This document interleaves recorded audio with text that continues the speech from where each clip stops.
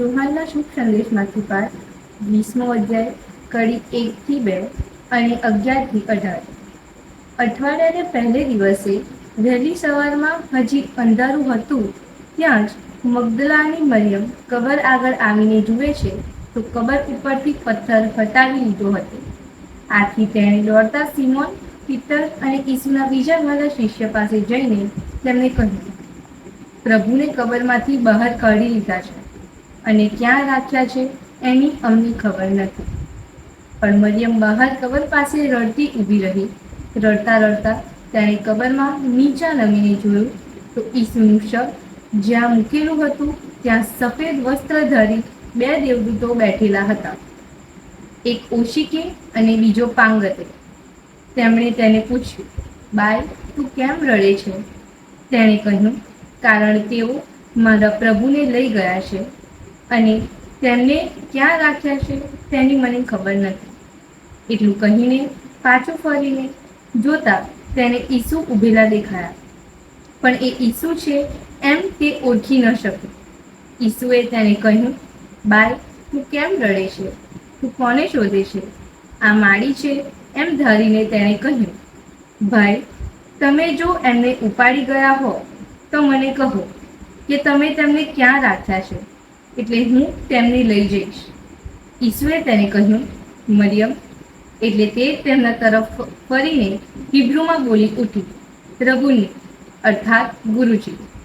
ઈસુએ તેને કહ્યું, મને વળગીશ નહીં, હજી હું પિતા પાસે ઉપર ચાલ્યો ગયો નથી, પણ મારા ભાઈઓને જઈને કહેજે કે હું મારા પિતા અને તમારા પિતા, મારા ઈશ્વર અને તમારા ઈશ્વર પાસે જઈ રહ્યો છું। મગદલાની મરિયમે આવીને શિષ્યોને જાણ કરી કે મને પ્રભુના દર્શન થયા છે અને તેમણે મને આમ આમ કહ્યું છે। આ પ્રભુની વાણી છે, તે જ આપણો આધાર છે। વાલા ભાઈઓ અને બહેનો, આજે 22મી જુલાઈ આજે માતા ધર્મસભા માગદલેની મરિયમનું પર્વ ઉજવે છે। માગદલેની મરિયમ વિશે આપણે બાઇબલમાં ઘણા બધા વખત લખવામાં આવેલું છે કે માતા મરિયમ ની સાથે માગદલેને સાથ આપ્યો છે જ્યારે પ્રભુ ઈસુને કાલવારી પર ક્રુસે લટકાવેલા હતા। તે સમયે માતા મરિયમની સાથે મેરી માગદલેન પણ ત્યાં હાજર હતા।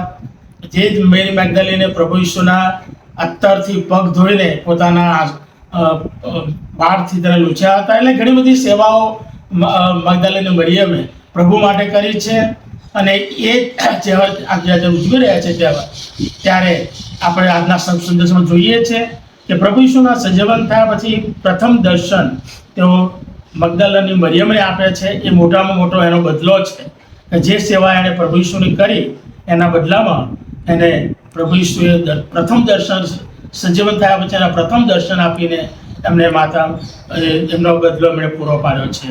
તો આ તહેવાર આજે આપણને સર્વને સમજાવે છે કે ખ્રિસ્તી બંધુ તરીકે જો આપણે લોકોની સેવા કરીશું, પ્રભુના સેવકોની સેવા કરીશું તો એનો બદલો પ્રભુ આપણને આપ્યા વગર રહેશે નહીં। કે પ્રભુ દયાળુ ને માયાળુ છે। એ નાનામાં નાનું ધાર્મિક કાર્ય કે સામાજિક કાર્ય તો પ્રભુની નજરમાં મોટામાં મોટું કાર્ય હોય છે અને એ કાર્ય થકી ઈશ્વરના આપણે ગુણગાન કરીએ છીએ, ઈશ્વરના નામનો પ્રચાર કરીએ છીએ અને એ રીતે આપણે પણ એ પ્રભુના કાર્યમાં જોતરાઈને પ્રભુના સાચા શિષ્ય હોવાનો પુરાવો દુનિયાને આપીએ છીએ।